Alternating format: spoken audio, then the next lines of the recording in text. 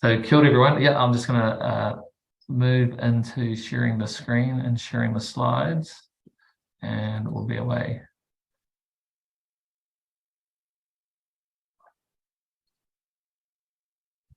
Yeah, so kia ora. So there's got the intros for Stephanie and myself. Really to talk about, in some ways, Indigenous people's rights and data, and there's a bit of a story to how this comes about, which in part arises from all of the discussions that have been happening around Indigenous data sovereignty, and in particular this whole movement towards creating greater Indigenous control of Indigenous data. And while that was led through in part the activities of places like Te Mana Raraunga's the Māori Data Sovereignty Network, the US Indigenous Data Sovereignty Network, some of our other collaborating national networks. But as we tried to work together at a global scale, a sort of an international environment, we created GIDA as the Global Indigenous Data Alliance to really take that international advocacy around promoting Indigenous control of Indigenous data. And so it's been an international network pulling together a range of colleagues from around the world and the networks that they're involved in. We were pretty active before COVID, going to hosting workshops, having lots of kind of conference sessions to really start sort of socializing the ideas around Indigenous data sovereignty, and starting to talk about the fact that Indigenous people also had rights and interests in relation to data. So as data was being shared, linked together, shared, reused in a whole variety of different ways, and people were thinking about what sort of rights the agencies might have in terms of how they could make decisions about things. We're saying, hey, we're here as well. And that was important both for thinking about advocacy for data around self-determined well-being, but reinforcing those rights to engage in decision-making in ways that were consistent with Indigenous values and collective interests.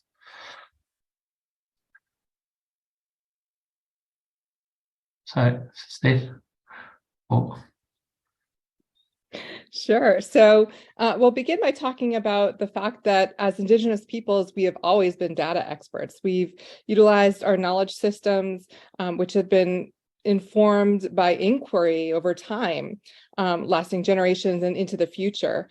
And we've formed, tested, adapted, refined these knowledge systems based upon careful interaction, observation. And to do that, we also use tools. So here from a North American context, I share with you 4 tools that have been used in different ways across North America. So starting from the left clockwise is a totem pole, which is more often used as a more simple form of sharing information. Lakota winter counts, which uses a seminal event for each annum to share information. Calendar stick from the Otham, which is where I am right now, and then a wampum belt in the bottom in purple, which is actually something that can record information, but also be a contract. And so you see the vast and varying context of ways that Indigenous peoples just here in North America were utilizing physical objects for data storage and transmission.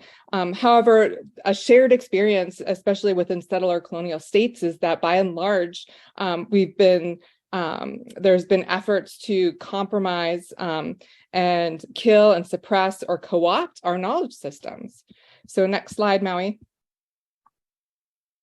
So Indigenous data, then now when we start to conceive it within this global movement towards open data, big data, and also this movement by Indigenous nations and peoples to be at the forefront of data, is really much more comprehensive than mainstream conceptions of digital data. And so we are talking about data, information, or knowledge in any format that impacts our Indigenous peoples, nations, communities at the individual level and or at the collective level. So this is information about our non-human relations, so our resources and our environments, data about us as individuals, and then data about us as people. So our traditional and cultural information, our stories, and so forth. Next slide, Maui. So importantly, data are critical to the exercise of tribal sovereignty, but also to the ability to attend to issues around well-being, as Maui said, and also to be active within economies that we want to be active in. So Indigenous peoples therefore require data for governance and self-determined decision-making, as well as being able to, at the same time, create and enact data policies and practices that align with our core values and knowledge systems. And this is the data governance aspect of it. And so what we see now is that as Indigenous nations are rebuilding our governance systems, we're also reclaiming and rebuilding our data systems. Maui, next slide. Oh, sorry. That's okay. So I'll just a little note here. So we created GIDA when we were in the Basque Country in Spain. And interestingly, GIDA, the word in Basque, means guide.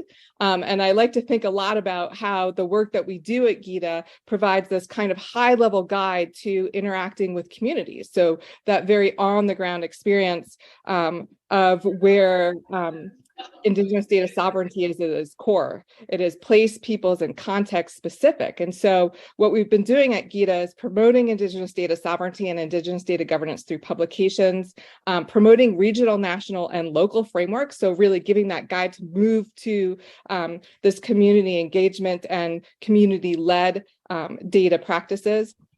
Creating and working towards setting more international standards for data. So we have the CARE principles for Indigenous data governance, which were released in 2019. And we're also working on towards a recommended practice for recording the provenance of Indigenous people's data. And then here, what you are hearing today is actually our first discussion of our latest efforts to provide a guide to Indigenous people's rights in data. Next slide, Maui. And so go ahead. Yeah, sure. So this is just some examples of the publications. Obviously, the two kind of books around Indigenous data sovereignty and Indigenous data sovereignty policy, and then some more recent journal articles that are starting to think about how do the CARE principles get operationalized in practice. And similarly, just sort of running through where some of the work has happened around promoting the CARE principles, but also where it sits in relation to other principles that have been put in place, whether it's OCAP, the principles of Māori data sovereignty, and then those are things that are really trying to support either the governance, the policy, or the protocols that are being put in place by Indigenous nations themselves. And here is the the project where we're working towards that recommended practice for the provenance of Indigenous people's data. This has already been in play for a couple of years, and we're hoping in the not too distant future to have a draft ready for consultation, and we'll make that available through the GIDA global website as well.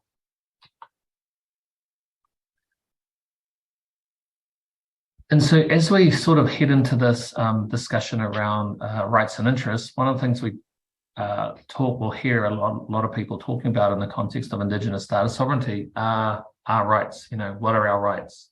And that we have rights. But often it's, I guess people think about it as like the bundle of rights and interests, and that there's a whole range of different sorts of rights that you might have at different points in time. And some of those rights are things which we think of in a quite a strong way around. It's sort of an ownership right. It's kind of more like a property right. But there's other sorts of rights that also exist as well. And often when we're talking about the relationship that we'll have with data, while it's been framed as a right, we haven't been very specific about what that looks like. And that's what, not specific about what the right is, and also not specific about where that right resides across all of the different parties that might have a relationship with that data as well. And so this is one of the things that we're we were been exploring over the last couple of years and led to what we've put together today. And this is, as Stephanie said, this is sort of like the first run through of these as ideas, but Indigenous people's rights and data.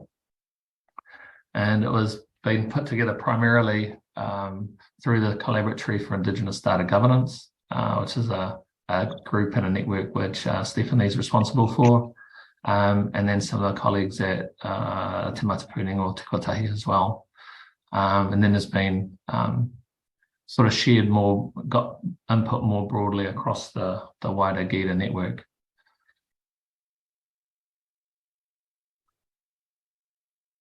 So this is the list, or the 12 rights that have been identified as Indigenous people's rights and data, shaped around the two kind of big themes that we speak about under the umbrella of Indigenous data sovereignty, around data for governance and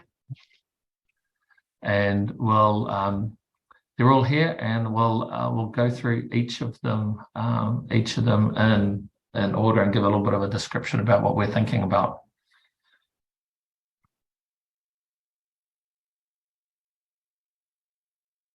We go first, Steve. Sure. So we begin under the guise of and the guide of thinking about data for governance. And so the right to self-determination is really about the ability to organize and control data in relation to a collective identity, a core element of data rights, and also within the care principles that have been put out.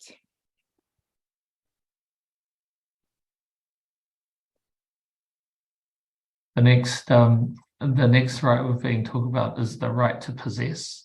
And so when you look at the OCAP principles, possession is one of the principles that was articulated there. So the right to possess, the ability to exercise jurisdictional control over the ways that data flows, moves, or is queried.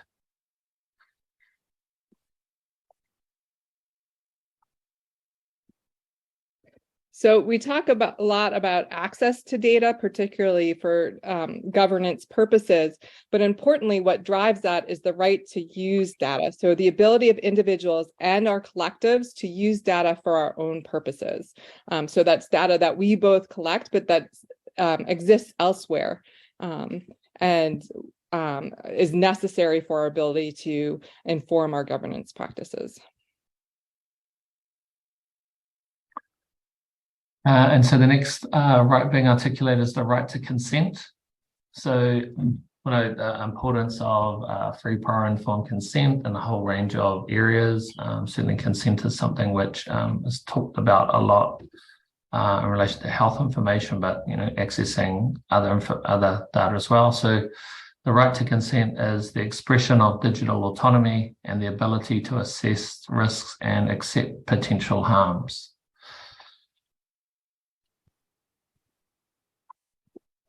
So the right to refuse is importantly a sub-right of the right to consent and related to this free, prior, and informed consent. But most importantly, it is the right to say no to certain uses of data as defined by the collective and the community. And an element of that is necessary to recognize is that the right to refuse is an ongoing right. So you can consent to something and refuse in the future. And this is an important thing to put out there.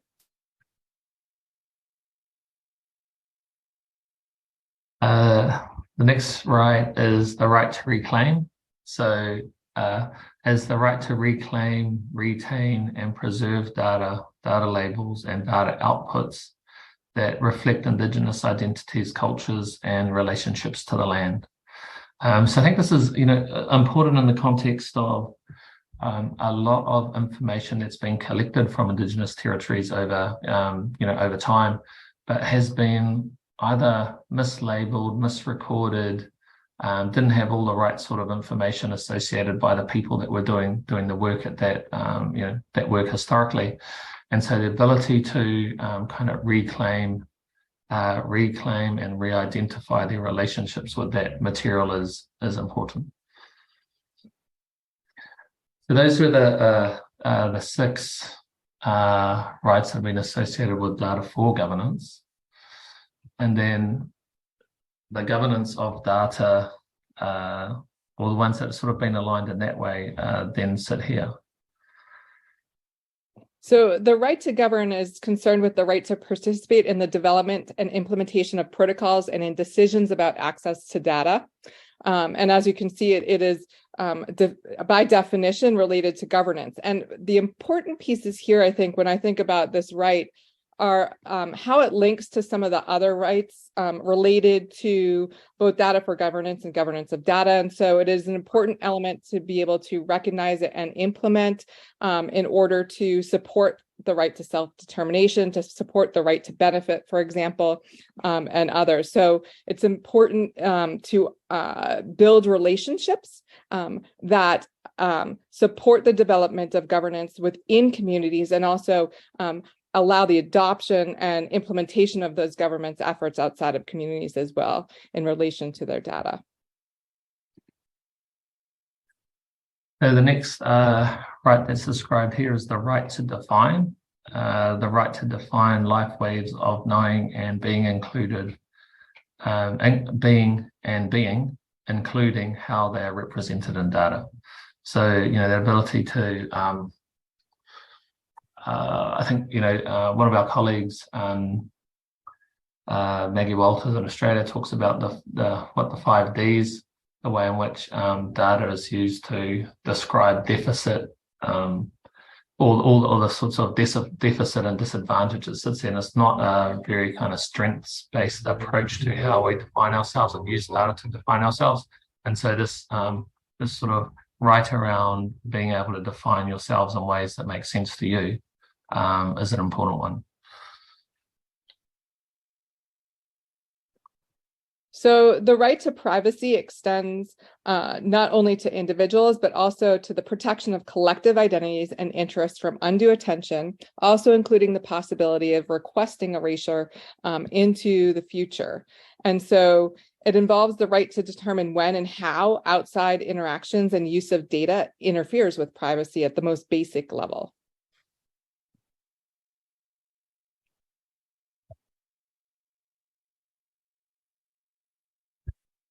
And the next one is the right to know.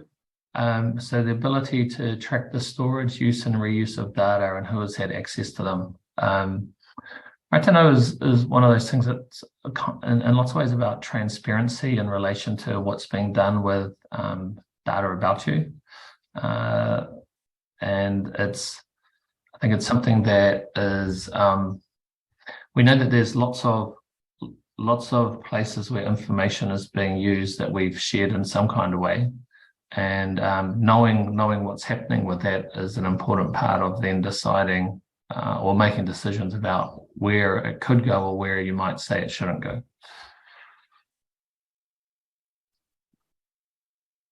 So the right of association relates to the recognition of provenance and terms of attribution for data.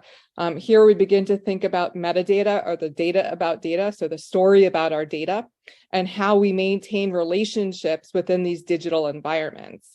And so data actors, or those interacting with Indigenous data, should define by Indigenous terms whether or not those data will be made available for future use, by whom, where it should be located.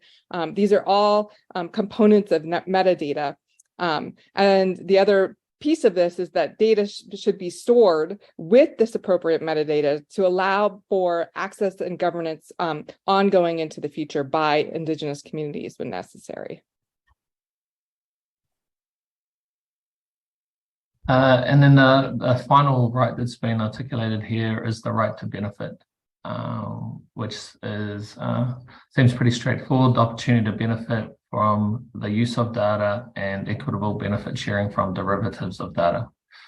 And this is reflected both in the care principles, which talk about collective benefit, also the intent behind what you see with the OCAP principles, and in lots of ways the Māori data sovereignty principles as well, where the control in relation to the data is about creating the opportunity for that benefit to emerge.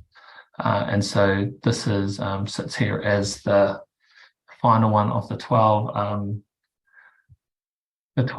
data rights that have been recognised here. And just there's some other piece of work which have been involved in really thinking about how rights and interests are expressed, and how there's sort of tension that we're working with as we're thinking about data in these spaces. So data that gets collected about a person also sits there as information about that community. It also sits there as information about the nation. And so at different levels, and for different actors that might have been associated with putting that information together, they all have a different right in relation to it. And in some cases it's a right, in other cases it's an interest. Sometimes that right can be an exclusive one, but other times it might be shared amongst different parties.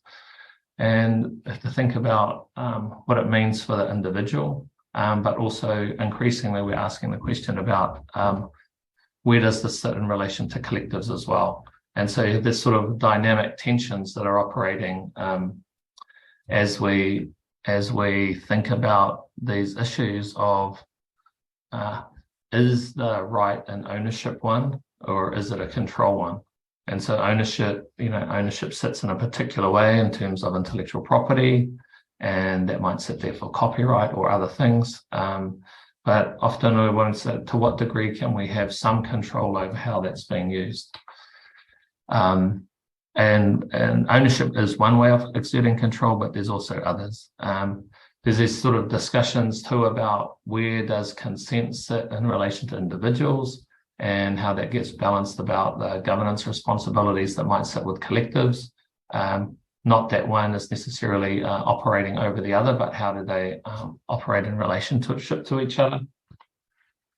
And what do those things mean in terms of access and use? And so these are all sorts of conversations that people start having as they're thinking about the way in which data should be governed and managed. And so what we did in this sort of in thinking about this is we've been able to locate those different rights that we've just discussed within this sort of rubric of ideas. And so whether it's the sort of a helpful way of thinking about it, thinking about ownership and where the different rights have been located in relation to this sort of diagram. I guess that's to be seen, but it's certainly one way that we can see that there's the six ideas or six rights that sit within the middle of it: the use, the right to know, the right to consent, the right to privacy, the right to benefit, the right to govern, the right to know, sort of ones that get talked about quite frequently in the context of data governance and data management. But then some of these ones around the right to reclaim, the right to refuse, the right to define, the right to association aren't talked about as frequently, but have been highlighted as things that are important for Indigenous peoples, often in the context of establishing or re-establishing their relationship with data sets that are in most cases outside of their control. So I think that's is our first sort of run through of those. And we'll be interested to take some questions about what's been presented. So feel free to check those in the chat, or put up your hand, and we'll see what happens.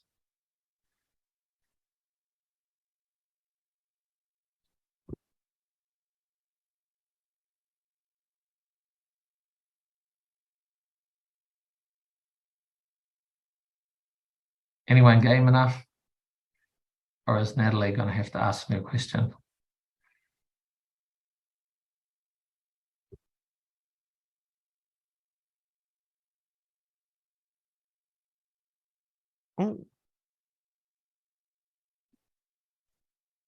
how about Waireka? Would you like to ask your question, Waireka?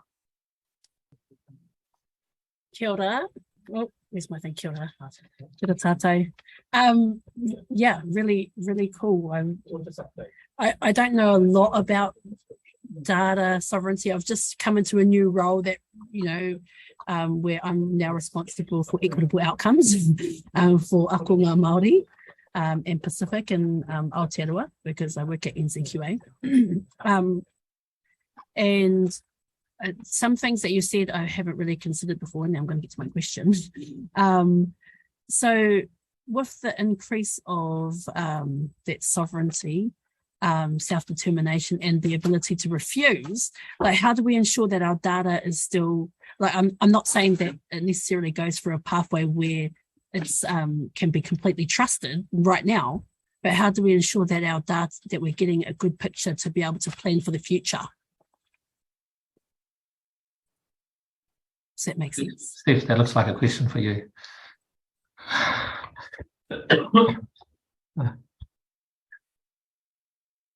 This is when you know you've had a good question.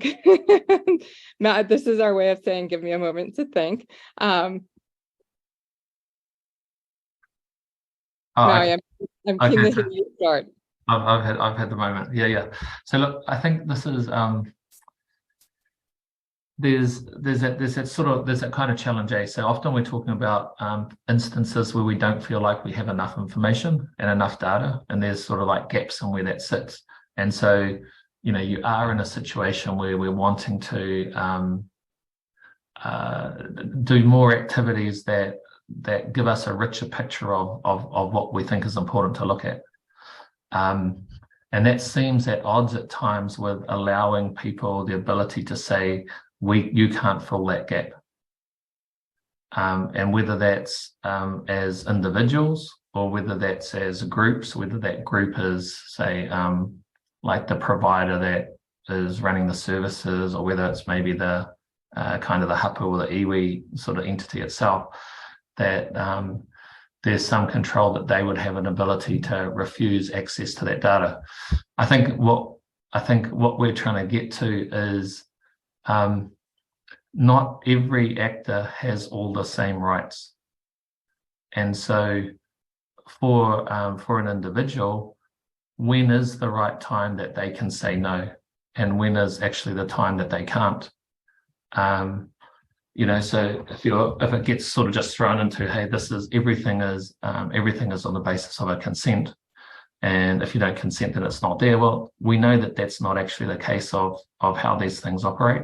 But if we can be clear about where some of those different parameters sit and where they sit in relation to each other. So, me as an individual might say, actually, I'm comfortable with this information being shared. But then the iwi is saying, well, actually, we don't like the way in which this has been framed, and we want to have the ability to say no to certain uses, and trying to have those things sit alongside each other. In the same way as, we have to balance people's rights to privacy with official information acts. There's ways that we've been able to work out how those things can work alongside each other. Yeah, I think you've made me think of three things. One is that when we started here in the US talking about Indigenous data sovereignty and using the word control, I had some folks who'd work in Indigenous governance arenas for decades turn to us and say, don't use the word control. That's too much, right? Which is an indicator that you should be using it. And two, that they gave the example of, well, what happens if an Indigenous nation does something like what China's doing, right? Which is controlling too much data, controlling people through data, and so forth. And my response to that was, we are self-determining. This is our right to do this. And unfortunately, part of that right is screwing up, right? Which gets to this point that Maui's talking about here. We also have some research in the US, and this gets to Sue's question in the chat, that shows that when you begin to ask individuals, specifically this metadata analysis was done around genomics research. When you begin to ask individuals about their preferences around individual privacy and individual consent, and these are Indigenous individuals, to make that clear, they ask you questions about collective consent and privacy. And so they see, and we see, this relationship as Maui described when he was talking about the rights before. It's and his diagram, that it's actually a relationship between I'm trying to pull up what his axes are there, but the individual and the collective around that. Around the consent and governance, right? So that's what we're getting to, is that relationship there, which is really important. And we saw that happen particularly, I know some strong examples of that up in Canada around COVID data, where communities were looking to their nations and being really, really aggressive about saying, you're not releasing enough information, you're not telling us enough stuff, right? And so that's an important real change we're seeing there for individuals in communities to be saying, I want more information and I know that these data are important. And that's what we want to see happen, really, is that discussion and that back and forth around this relationship between the individual and the collective. Sue Boland Vernon has a question in the chat. I was wondering, Sue, does what Stephen Maui just discussed, does that answer your question, or you want to add to that? No, that pretty much starts to address that. And I know it's a fluid thing, and the really important thing is to Wānanga these things through case by case and iwi by iwi for New Zealand context, or hapu by hapu. But it's a real tension. So I just wanted to see if there's any, well, I guess the only other question is there any New Zealand specific, Aotearoa specific insight around the balancing of these things? What I'd say is, I think, these conversations have started and they're starting to shake down. I think as we've started to talk more and more about Māori data sovereignty, in sort of national kind of context, and people have started to think about what it means. We're starting to have these more sort of mature conversations, and I think one of the things that happened is just as technology develops, you get this thing called what they call it function creep, and that the technology enables you to do more and more things that you hadn't thought about before.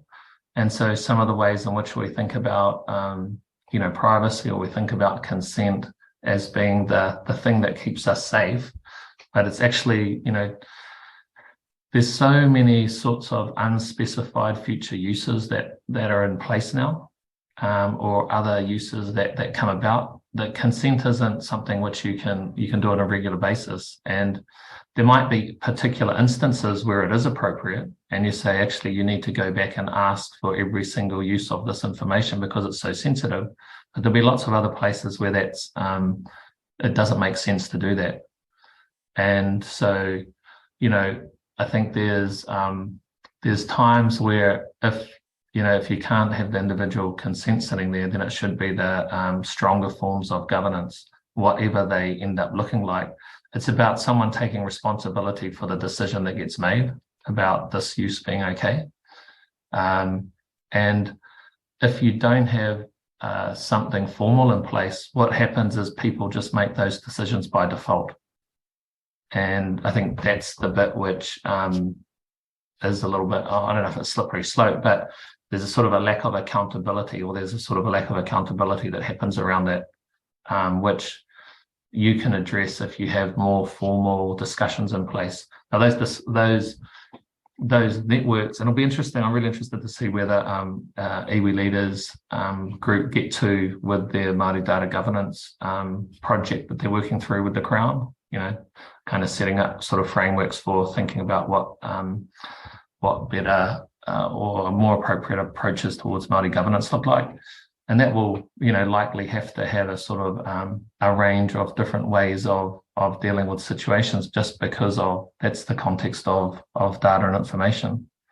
Lots of different areas where different sensitivities, different opportunities, different connections to people, and knowing that some of those relationships need to be maintained as people, use that information into the future. Thanks. Now, that's really helpful, and I think that work is not far off some kind of publication too. It's progressing pretty well. Thanks. Thanks. So, sorry, aroha mai if I say your name wrong. Yap, you've had your hand up so patiently. Okay. Yes, Yap, or Yapi is my name. Yafi, sorry, Yafi. I'm interested in the relationship between Indigenous data collection and national censuses. Most countries have a census. It actually follows on from a previous question. A census is very often used for planning purposes. And I'm very concerned about the voices I hear that iwi should have a right to refuse to participate in the census, for example.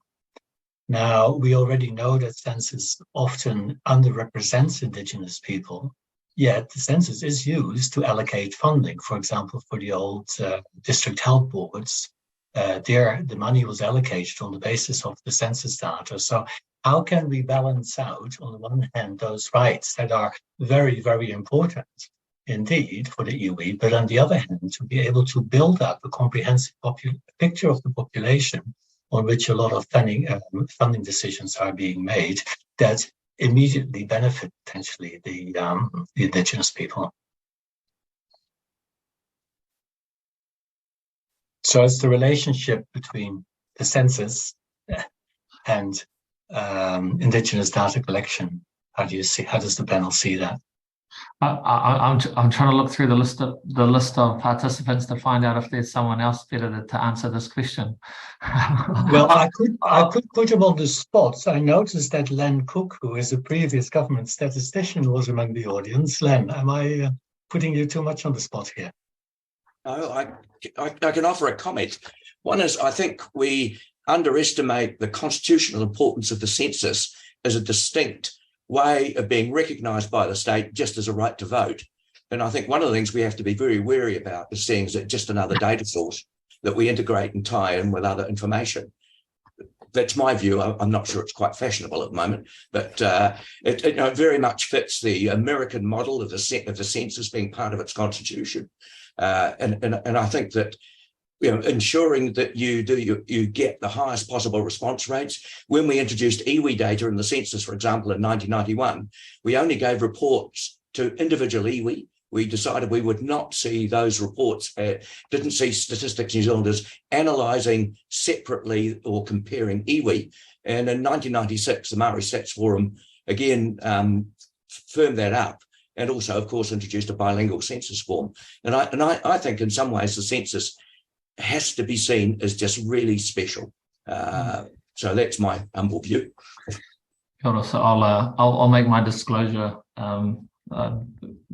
Sort of currently sitting on the governance advisory board for Stats NZ, so maybe this shouldn't be recorded. No. So there's a. But I think when you hear people talking about different approaches in relation to the census, I think you need to sort of understand like where that sentiment is coming from. And I think there's often this sort of, you can both have a general acceptance that actually a high quality census is a good thing. And, you would have seen this coming out in some of the criticisms of the quality of the census in the last couple of rounds and what sort of effect that might have had in terms of Māori electoral boundaries or, the way resources have been allocated. Therefore, ergo, having a higher quality, a better quality result would have, mitigated those things, and that would be, beneficial to Māori. In the same instance, you can understand sentiment that we could be more in control over the collection processes around that, and being more actively involved in the process would also create a better result.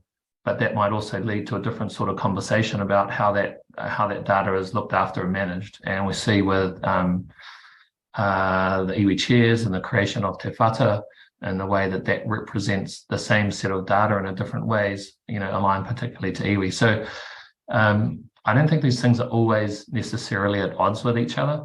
There's just different outcomes that people are wanting to realise through that same mechanism.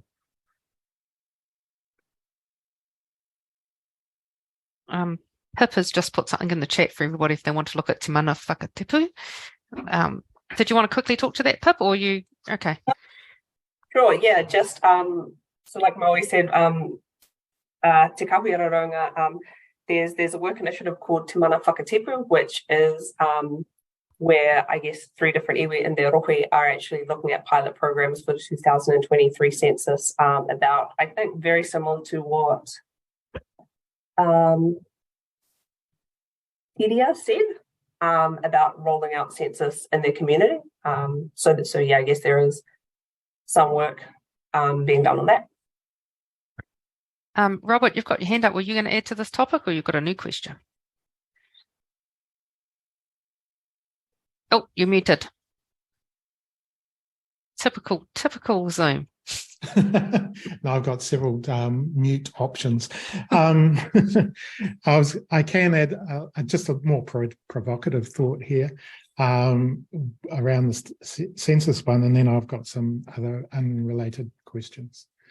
But the provocative thought here, if the census data is used for funding options, why can't you change the way in which funding is done to represent Māori better? And that is because largely if Māori are unrepresented in census information, but IDI, etc., is moving towards more administrative data where Māori would largely be overrepresented, it's not going to benefit either way. So I'm curious, how can you change the funding models? That's a more provocative sort of question overall. Do you want me to ask, not question, statement. Do you want me to ask my questions? Yeah, sure. These are more practical application of the rights. So I'm going as a software engineer, primarily, that work on large data systems and distributed systems, those sort of things. I'm going, how can I actually use this stuff? How can I use this in a day-to-day application? And there's a dichotomy that, a few points here, but I'll get this first question. The distinction between big data and small data. Are you making such a distinction? Because if so, a lot of discussion I've seen so far, and this is a challenge, is focusing on large data stores, large collection methods. How does it apply to smaller collection, or the collecting in the small day-to-day interactions? To be determined, I think, and I think that this is really part of it, and hopefully we explore a little bit in the kind of next workshop session as to what that might look like. I think with there's 12 rights that have been sort of articulated here. They're obviously not always consistent with each other, and I think but that's no different from when we think often about kind of values or principles. Is often for a context you're trying to say, okay, which is the value, which is the principle, which is the right that would be most applicable to this context, or kind of have primacy in this kind of context, and then what other ones might apply. So what that looks like in relation to smaller data sets or larger data sets, I'm not sure. It'll be interesting. It'll be kind of an interesting thing to look at, and and whether this sort of approach to being a bit more specific about the sorts of rights that might be applied makes it easier to differentiate between, I think what kind of Damon had put in his kind of question in the chat about, having an individual and you being a part of a whole range of different collectives that might have different ideas about things. But what so different rights might be associated with different groups or different actors within a system. And if you can make that operate in a technical way, that would be very cool. I have my thoughts on that, but another one in terms of framing questions, looking at your data rights and interests. You're making a distinction between rights and interests. And you've also got this notion of ownership and control. Now, that framing implies, to me, I look at ownership and say, right, ownership is actually a bundle of rights. And the popular or lay term of ownership is exclusion. We can alienate it, we can transfer it, those sort of things. But there is another notion of property, which is more common in law these days, I think, which is the relational stewardship model of property, which can encompass a lot of the things that you've got in the data rights and interest hexagon that you've got there. I think it's the hexagon, yeah. So can you speak to that at all in terms of your thinking around that? It's just, to me, I'm reading the language there and going, well, this is a bit weird.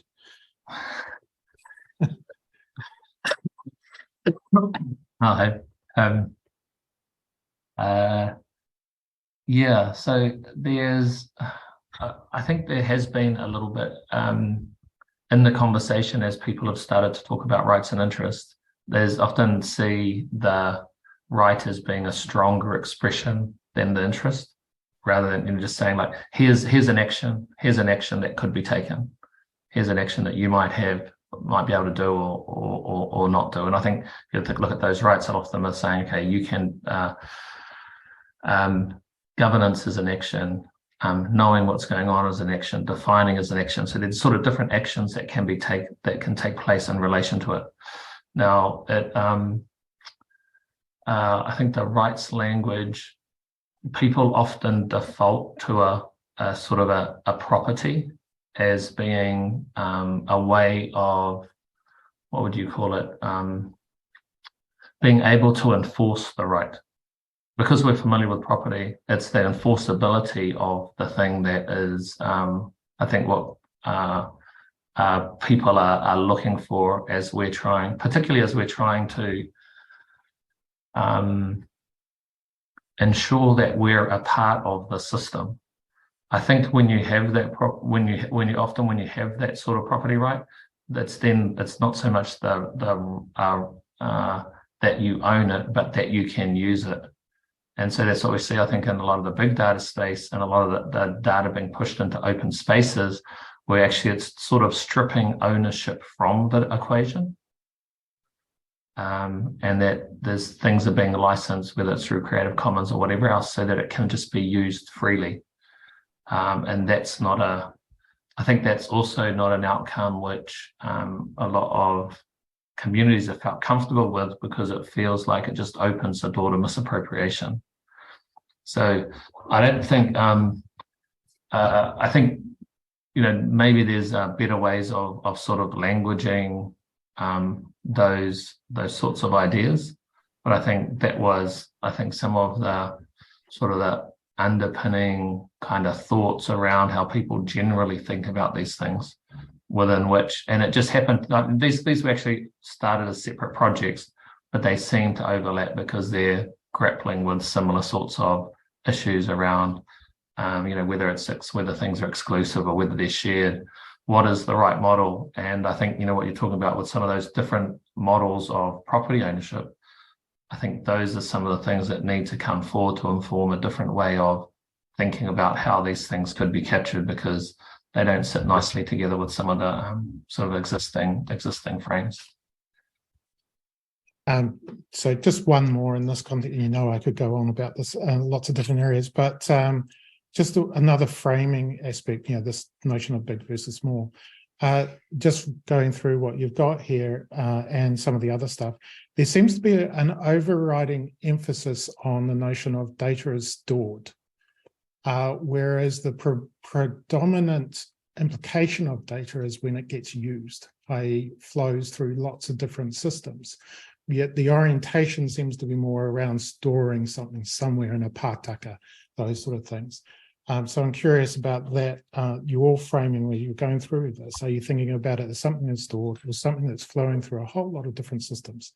Because fundamentally, that's where the value comes from, is when we reuse or use the data. Can I have a crack at that, Steph? Yeah, I do really appreciate that observation, because it's definitely one that we've dealt with ourselves, especially as we've begun talking more and more about not only the rights aspects of it, but thinking through the data lifecycle, right? And across data ecosystems, what does it really mean to try to, I like to talk about these activities as trying to translate or or adapt the community held values and roles and responsibilities that we have for information and knowledge in the flesh lived version into a digital environment, right? And so what does that mean? Because critically, when you're thinking about knowledge in our communities and data in our communities, it is the use that's the relationship, right? And the transmission, that's the relationship. And so how do we make sure that what we're shifting our focus in our language to begin to address that? And so I think definitely part of this, and you noticed when I talked about the right to use, that is a critical shift in the way that we're talking about things. I think, Maui, and I don't know if you've reflected on this, but this is something that at the collaboratory we reflect on, and is moving from this access piece, right, which is a lot of the language we had early on in IDSAB was around access and governance. And now we're thinking critically about use, particularly secondary use, right? Once as you get into these large data sets and how you maintain those relationships through these digital environments. If I just sort of add to that, I think with because a lot of the framing was around Indigenous data sovereignty, it has become a lot about the data, and I think that was in some ways an entry point into being a part of the system. But I think you made a really accurate observation that the value is generated from its use. And so to shift from being able to be a part of the discussion through the kind of assertion of rights in relation to it, but then move into that kind of more of maybe a discussion around sort of digital sovereignty. What are the things that you can create that use the data in ways that add value to your communities?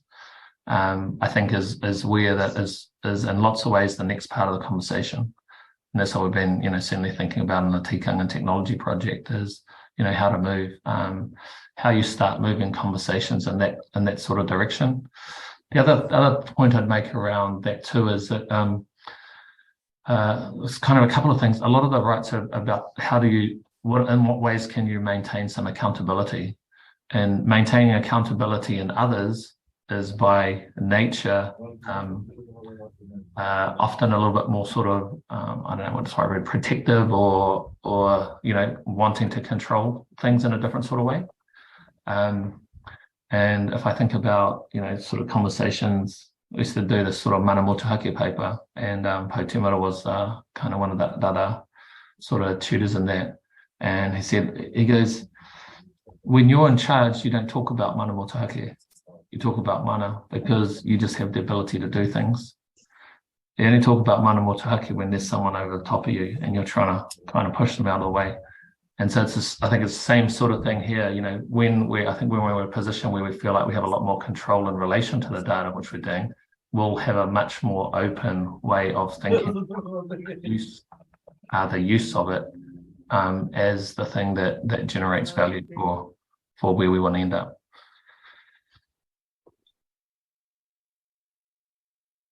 Thank you for that. I can ask more questions, but we can follow up later on. Yeah. Natalie, I see there's quite a lot. There's so much in the chat. I'm just trying to keep up with it. I was just going to say to anyone, if it's answering your question, we can send out some other information. A lot of people asking about whether or not the PowerPoint will be made available. The recording will be on the Te Mana Raraunga website. Not tomorrow and probably not next week, but it will be there, put up there, and I will email all the registered participants to let you know that when that's posted. Are you happy to share your PowerPoint, Steph and Maui? Excellent. And right, let's go. Does anyone else want to quickly put the hand up? Otherwise, I'll read out some of the questions from the chat quickly. Maybe one more before we go into the breakout rooms. Last chance. Anybody before you get in there? Okay, I'll ask a question if that's okay. I am asking more from a perspective of ethnic minority groups in Aotearoa, and particularly people who are either refugees or who don't have another home to call home once they've come here. So in terms of our data sovereignty, or even access to data because of limitations in identifying our ethnicity, let alone whether the data is actually captured adequately or not. But I think overall we form actually a significant number of the population in Aotearoa.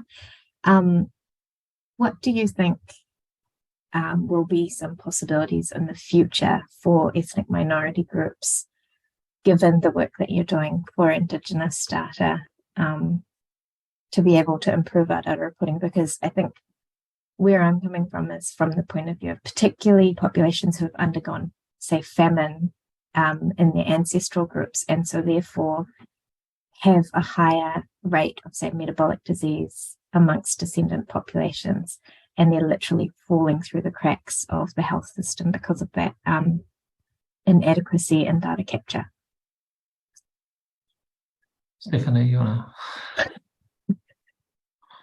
Sure, I can give you a very high level response, and then we can talk to more specific examples. So I think, one of the commitments, that I myself have had around, the Indigenous data sovereignty work that I do is not only to be responsible to my community, but also to be responsible to Indigenous peoples globally, with the recognition that the work that we do, which is adhering to our rights as Indigenous peoples and our self-determination as Indigenous peoples, creates space for what you're talking about. And that space is created in a number of different ways. It creates ethical space. And Indigenous data sovereignty isn't just about ethics, but it begins to bolster and grow that arena. It creates cyber infrastructure, right? So it creates space within technologies. If you think of things like metadata, right, and relationships, and then it begins to shift practices. And so I'm preparing to give a lecture tomorrow through our responsible conduct of research platform at my university. And I'm looking at all the changes that have occurred just in our university and how the responsibilities are for conducting community engaged research, basically, right? And what that truly means. We're not there yet. We haven't had that spillover effect from how we are held to a higher standard when working with Indigenous peoples. But you hear more and more people beginning to think about and say things like, this is how we should be working with all communities. I was recently at a meeting. So here in the U.S., we have a federal entity that controls the ethnic and racial categories for our census and other data, and those are up for discussion basically now. And there is strong recognition that support of Indigenous rights within that arena really supports rights for other populations as well, and begins to grow those. And so I think the spillover effect and that kind of localized effect is, how do you then leverage what is put forth as governance protocols by iwi and move towards how do you operationalize that in other arenas? Somebody put in the chat the Pacifica Data Sovereignty Network, which is the first, I would say, more kind of, how do I want to say this? Not geographic specific, so people specific to who are experiencing in a region. And there's some other burgeoning efforts like that too, that are not just focused on an Indigenous peoples on Indigenous lands kind of perspective, but how do we do this in a space? And from an Indigenous perspective, that's also critical for us in terms of then translating what we do to, for instance, non-iwi environments, right? So what does it mean in an urban environment for somebody to be, or a researcher or an institution to be following protocols and procedures for Indigenous data governance? And how do we begin to embed and change the practice of research, right? And the practice of data collection and the use of data collection to actually benefit people and peoples. Thanks, Steph. Now, I've just put in the chat, if your pātai haven't been answered yet, don't worry. I will throw some questions towards Maui and Steph, and hopefully they can give you some feedback. Otherwise, it will be posted with the video on the Te Mana Raraunga website. Well, thank you to you both for coming and participating in this. We won't be recording the breakout room, so this will be the end of the recorded session. Ngā mihi kia kōrua. Thanks on behalf of Te Mana Raraunga and also the Tikanga and Tech team. We appreciate your time. And I'll end the recording now, and then you can tell us about our scenarios.